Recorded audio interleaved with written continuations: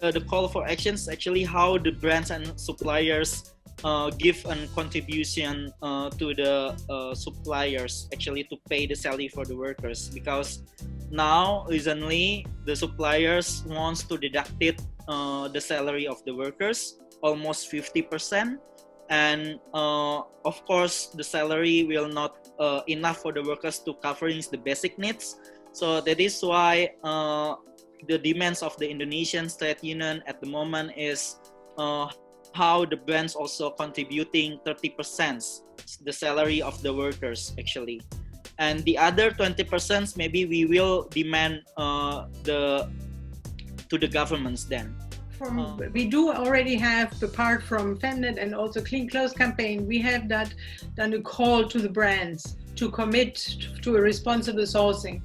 This we have done, but I feel it's not sufficient to have just a call. What we want to ask is really that buyers should publicly commit to a responsible sourcing strategy. That means that they publish it on their website, that they commit sourcing in a way that they take the orders that are completed or in production, and so that they are committing to do it under the terms and price negotiations that have been done before Corona.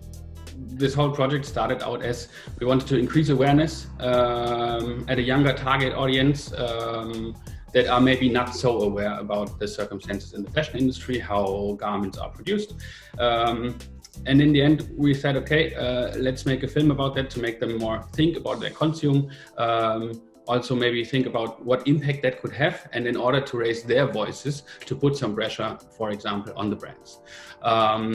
This was the idea, and of course this usually filmmaking starts with an idea, and you go with something and you come back with something else. It got bigger and bigger and bigger. It started out as a smaller web film project where we thought about the series, and it turned out into this huge thing, and we're talking to networks now.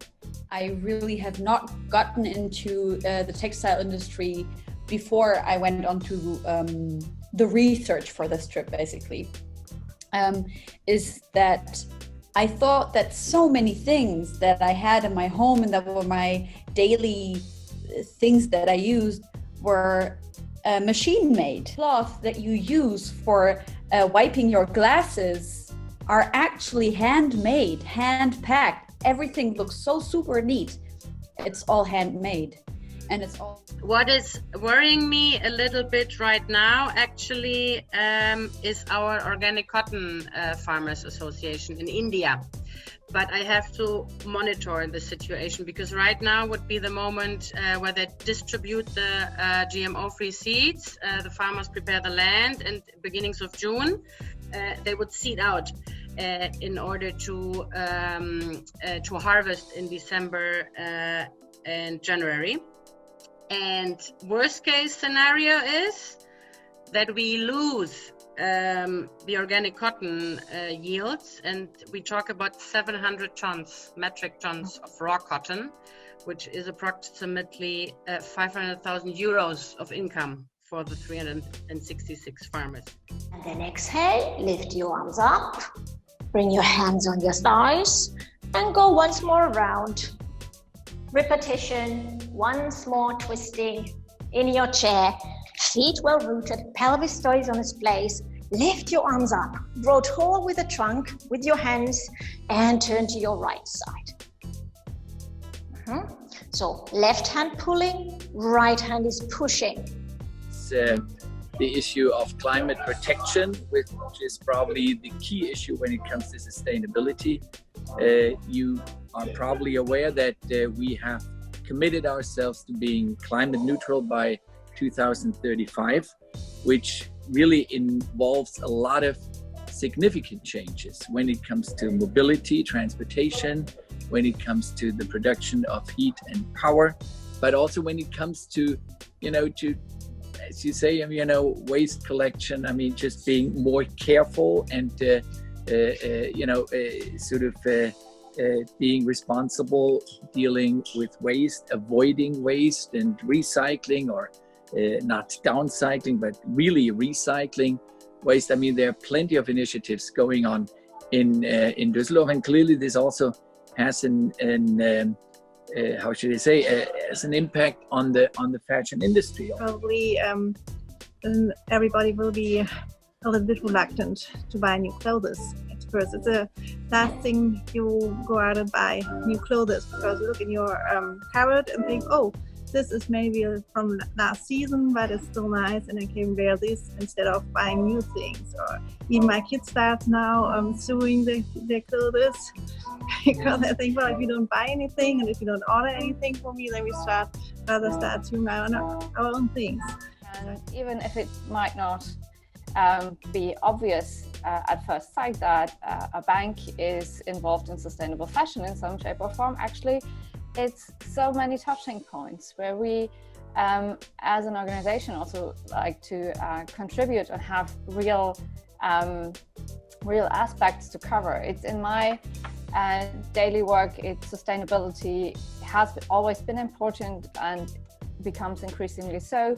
We have topics like supply chain, financing, so all this comes together and is one building block of the fashion industry, which is changing and hopefully changing to new and more sustainable ways. I think my friends and colleagues, when I say I work in a bank but I talk about sustainable fashion, they're initially very confused. As an ESG team or sustainability team at HSBC, we are in charge of publishing reports and presenting to our clients who are big asset managers and advising them on their investments, specifically around sustainability. And on the team, I have quite a focus on consumer sustainability, so I've naturally been spending a lot of time looking at the fashion industry. We moved our event managers towards e-commerce. We moved our event marketing staff towards e-commerce. We managed within a week to quadruple our e-commerce sales. So we had a small e-commerce store beforehand. So now we were doing like 30K sales beforehand. Now we are doing over 100, which is regarding the amount of staff we have is obviously not enough, but it helps.